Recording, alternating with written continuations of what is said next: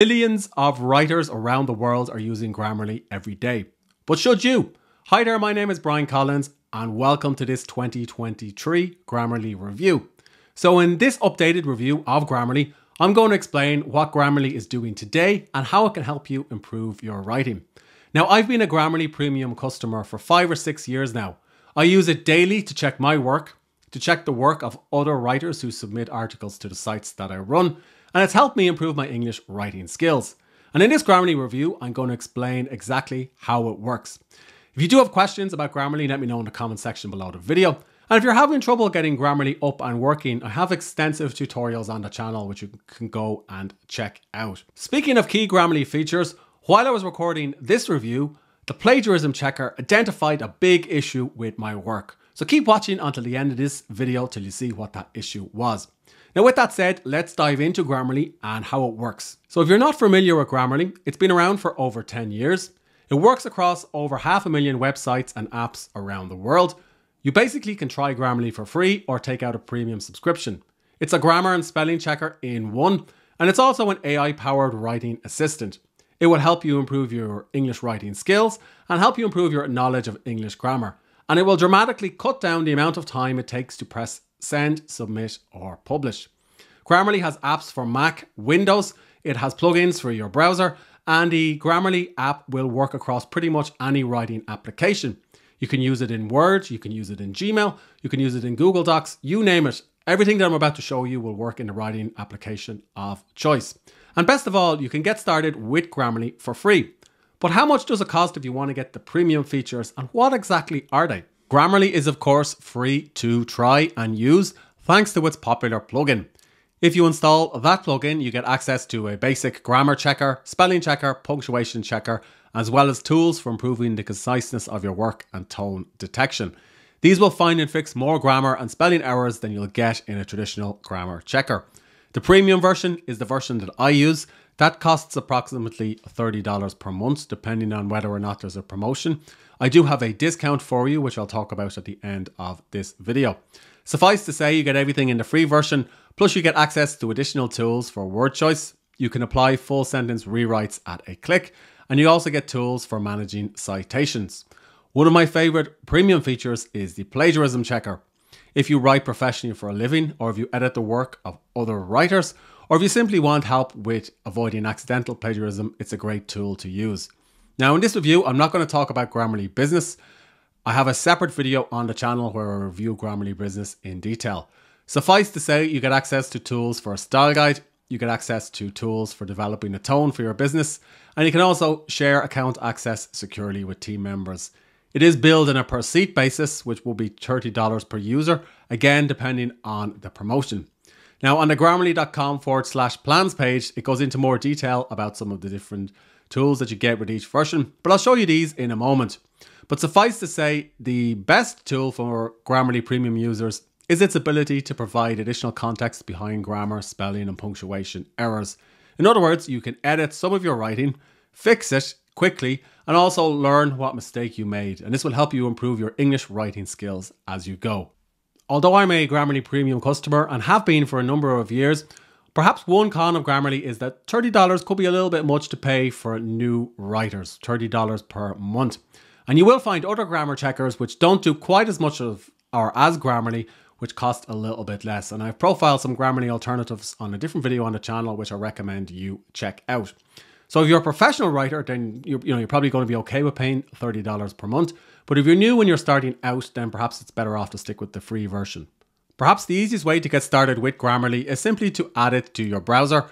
In this case, it's Chrome for me. And then once you've done that, you'll be prompted to set up a Grammarly account with your best email and password. You can also do the same for Microsoft Office. Once you've set up your account, you can log into Grammarly at app.grammarly.com. And it will give you an option to download apps for your operating system of choice. So you can see here I've already installed it for Mac, which is what I'm recording this Grammarly review on, as well as for Chrome, and I've installed the keyboard on iPhone and iPad as well. If you get stuck on any of these steps, I have other tutorials on the channel which you can go and check out. But suffice to say, Grammarly works quite well if you have the plugin installed on your browser of choice, and also if you have the app installed as well, because that way you can find and fix more grammar errors than with other traditional tools. So you can understand if Grammarly is right for you, I'm going to give you a quick tutorial of Grammarly in action. So here's an article that I wrote for one of the sites that I run. It's all about how to deciding what to work on next. Now in this case, I've actually just gone ahead and pasted the article into app.grammarly.com, but you can also use the plugin to do what I'm about to show you in Google Docs or Microsoft Word. Now, when you're using Grammarly, you will see that you get a score for your document in question. So this one gets 93 out of 100. So this would say to me that it's actually quite good already, and perhaps there's not too many things that need to be changed. Or is there? While the score is useful for metrics about word length, sentence length, readability, and so on, it's still important that you look at the individual reports that Grammarly offers as well. Perhaps the key report to look at is correctness, rather than clarity, engagement, delivery, and style guide. Correctness is, you guessed it, grammar, spelling, and punctuation errors. Now, why I like Grammarly over other grammar checker tools is it makes it pretty easy to fix grammar errors without getting bogged down in additional style improvements that you could potentially make, but which also could, be a real time sink for you.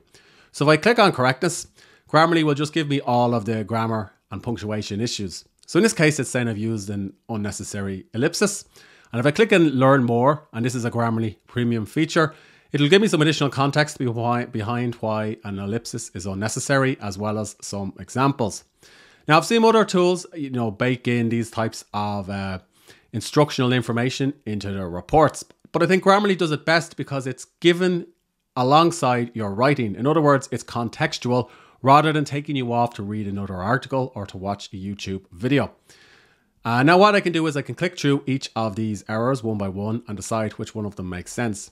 So here you can see I've said the word various twice. So in this case, I may want to just change this to various. And now we'll see does Grammarly catch this potential issue. And if you give it a second, you can see that now it has identified that there's a redundancy or a word that I've put in twice. Occasionally when I'm talking to other Grammarly users, they'll say that they had a grammar error that Grammarly overlooked, or perhaps Grammarly suggested a fix that didn't quite make sense. Well, a tool like Grammarly is simply a tool. It's not something that's prescriptive. In other words, it's up to you, the writer, to decide what makes sense for you versus what suggestions you're going to ignore. Perhaps you're going to include a grammar mistake because you're writing something for social media, or because it's a question of style. These are simply recommendations rather than, changes or fixes that you need to follow. So do bear that in mind. And if you're also grammar editing something that's longer, say for example a book chapter, I would still recommend working with a human proofreader as well.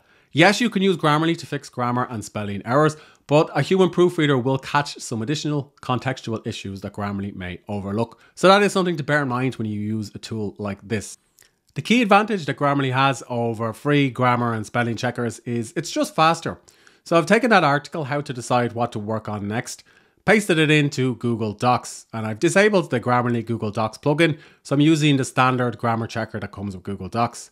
And yes, it has pointed out some potential grammar and spelling errors that it's underlined in red and in blue.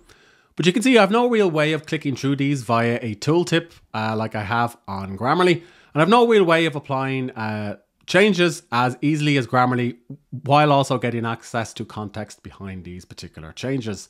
And I can't categorize them or break them up. So, Grammarly is giving me more insights and information about changes that I can make to my work. And I've had the same experiences when I've used traditional word processors for Mac, including Microsoft Word, as well as Microsoft Pages.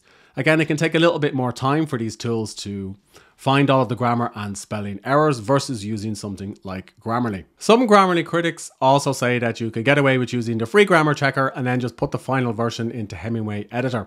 Hemingway editor is great, it's free, and I use it too. However, there are differences between how Hemingway editor can help you improve your writing versus Grammarly. To show you what I mean, on the left hand side here is the test article, how to decide what to work on next. On the right hand side, I have the Hemingway web app open. So I'm going to paste in this article into Hemingway app. Now you can see that there's a floating icon here, which is actually the Grammarly desktop app, and that's why these sentences are underlined. Again, this is why I like Grammarly, because it works across any app or website. But for the purposes of this comparison, I'm actually going to disable this because it's a bit of an annoyance. So I'm going to turn it off for 30 minutes and just move this to one side. If I want to reactivate it, I can just click on the G icon. So now you can see that Hemingway app has underlined some sentences that are very hard to read, like this one here. Interestingly, this was not flagged as an issue by Grammarly, apart from the unnecessary ellipsis. However, you can see Hemingway app does not catch punctuation and grammar errors like an unnecessary ellipsis. So let's look for another example.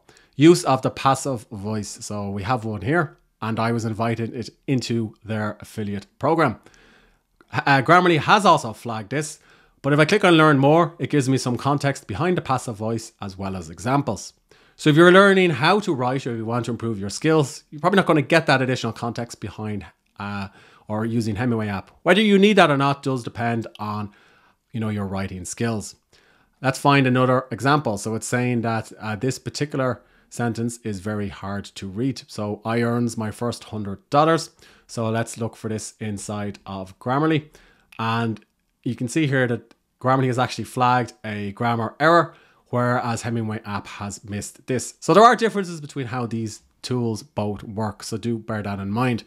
Grammarly also has more information about the word count and readability and so on versus Hemingway Editor as well. Hemingway Editor is a great tool. It's free, but Grammarly just does more because it has the ability to apply full sentence rewrites, because it provides context behind grammar issues, and because it can also help you with things like tone. So here's an example here. It wasn't enough to simply buy NFTs. Grammarly is saying this sentence would sound more confident if I remove the word simply, and I can click rephrase to rephrase this sentence. So you can't do any of that inside of Hemingway Editor. And of course, if you're using Hemingway Editor, then you're confined to working inside of the tool. There are no apps that you can install on your computer, on your mobile device, and so on. While we're on the subject of time-saving features, depending on your article, and this doesn't work with every article, Grammarly will sometimes provide suggestions that you can accept at once. Multiple suggestions. So here is a review of masterclass.com that I wrote for my site. And you can see here that Grammarly has proposed 5 different suggestions that I can make to this article. So I can review them quickly, decide if I want to reject one of them by clicking the trash button, and then I can accept all of these and apply them to the document in question. And then if I've just, I felt like I made a mistake, I can just quickly press Command Z or Control Z, depending on whether on Mac or Windows, to undo those changes. So that's a good example of the AI writing assistant inside of Grammarly, which can help you make changes to your work faster and more efficiently. As fast and efficient as Grammarly is, sometimes all of the suggestions can be a little bit overwhelming, and arguably this is a little bit of a downside. So you can see there are 528 suggestions here. That would take me some time to go through. So again, this is why I recommend focusing on the correctness report first, which focuses on grammar, spelling, and so on, before moving on to clarity, which is where you're improving the sentence structure. And then finally, if you want to spend a bit more time, you can look at engagement. So this will give you different words that you can use to, help with word choice, before moving on to delivery, which will give you things that you can change relating to tone and so on. I'd also recommend taking a little bit of time to configure Grammarly so that it works in a way that makes sense for your writing.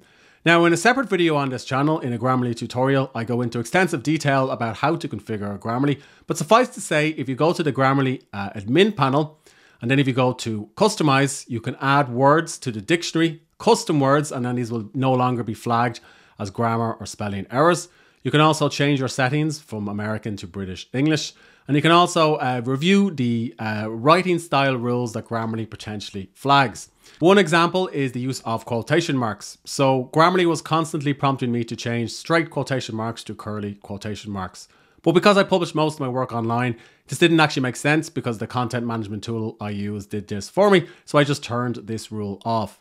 So if you find yourself being bugged by a lot of suggestions inside of Grammarly, just go in and look at those various settings here and turn on or off whatever is relevant to you. And again, of course, this only really applies if you're a Grammarly premium customer. If you're a basic customer or a free customer, then you're just going to stick with the basic grammar and spelling reports. Grammarly has also started to roll out some additional features for premium users, like its Citation Manager. The Citation Manager works across some journals and academic websites, including Wikipedia. It does not work across every site, and it is a feature that's in beta, so do bear that in mind, but it is quite useful.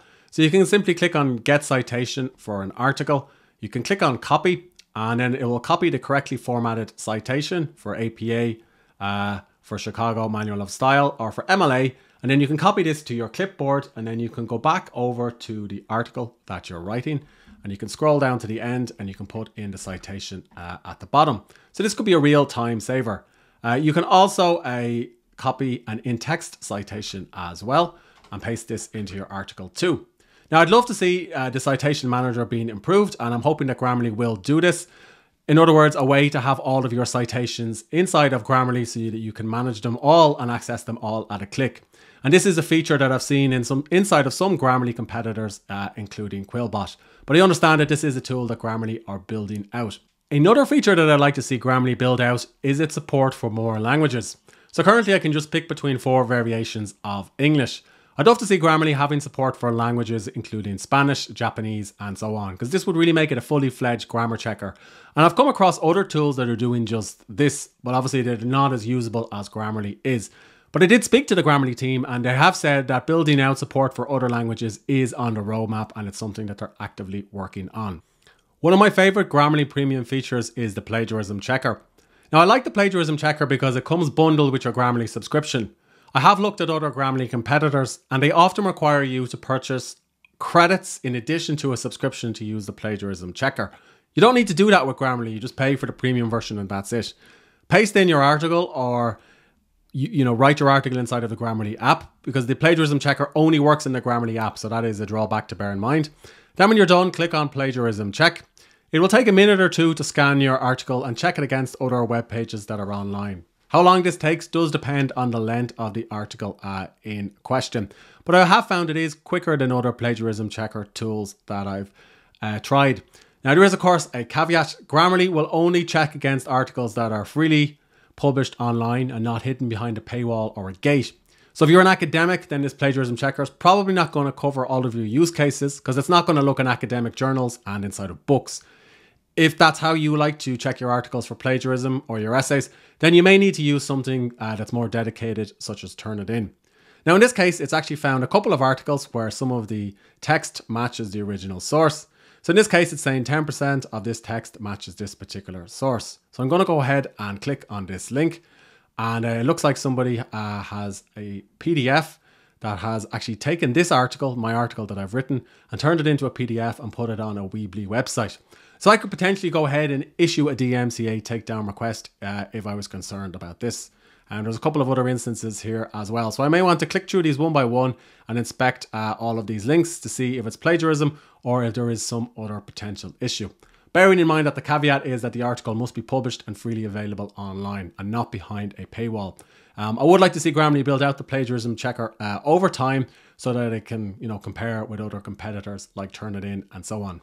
So in summary, Grammarly is a great grammar checker, spell checker, and tool that you can use to improve your writing quickly and easily.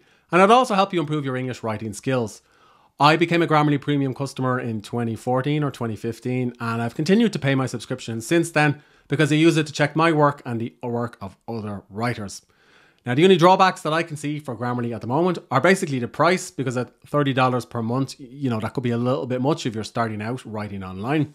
So if you do find that a drawback, I have a Grammarly discount, and I'll put the link for that discount in the notes below this Grammarly video review. And please remember, that's an affiliate link, meaning I earn a small commission if you do sign up. If you don't want to use the affiliate link, if you just want to try Grammarly for yourself, then by all means, take out the free version, see if it works for you and your writing workflow. And then when you're ready, you could, take out the premium subscription to Grammarly, use it for a once-off project, or continue to subscribe. In short, Grammarly is an excellent tool that belongs in my toolbox, and it's something that millions of writers around the world are benefiting from. Do you have questions about Grammarly? Let me know in the comment section below, and I'll get back to you if I can.